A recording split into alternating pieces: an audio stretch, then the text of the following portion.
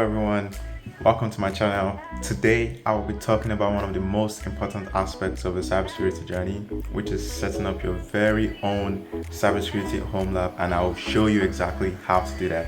So whether you're a cybersecurity college student or an aspiring cybersecurity professional, this video is for you. So I just started this channel, so please leave a like if you learned something new and subscribe so you don't miss any of my next videos.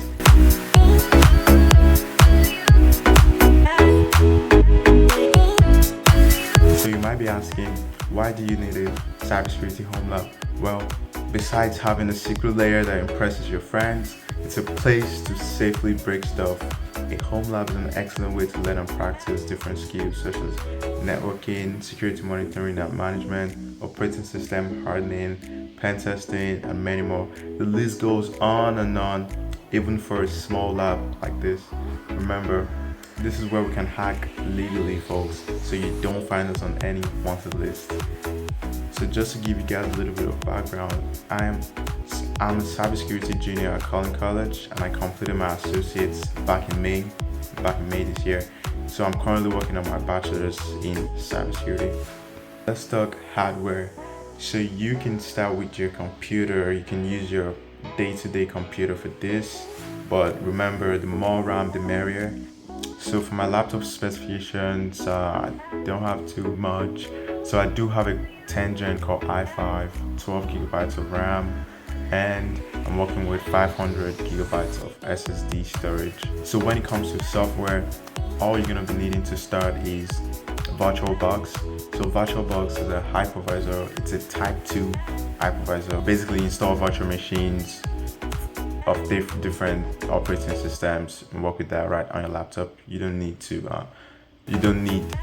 buy physical devices, routers and switches to do all that. I mean, you could if you want to spend that money, but it's 2023, guys. You really don't need to do that for your home lab. You can practice that at school if you're a student, practice that at school, or you could join a science club where they do have physical devices and make use of that to practice hands-on skills of connecting network devices. Okay, so let's talk about the network diagram. So what you're looking at right now is the network diagram, and so I'm going to go from left to right. On the left, we do have a Kali Linux machine.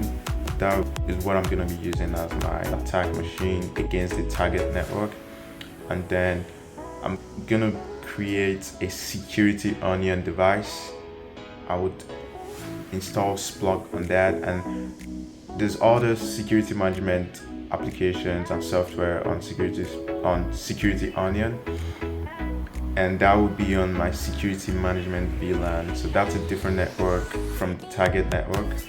So on the target network, we do have a Windows machine and a Linux machine, and those could be vulnerable, so we could make those vulnerable while we test some attack methods, some attack techniques, harden those devices and try it again, see how it works. We could also set up like a universal forwarder using Splunk as a SIM tool, so we could forward those logs to Splunk, and then we could aggregate those data, see how everything looks, see what sense we could make of that. But that's all you could do with when it comes to Splunk and the target network. So for the router, I'll be using pfSense as a router and the firewalls. That basically segments the network, and it's also allows us to deny traffic based on a set of rules.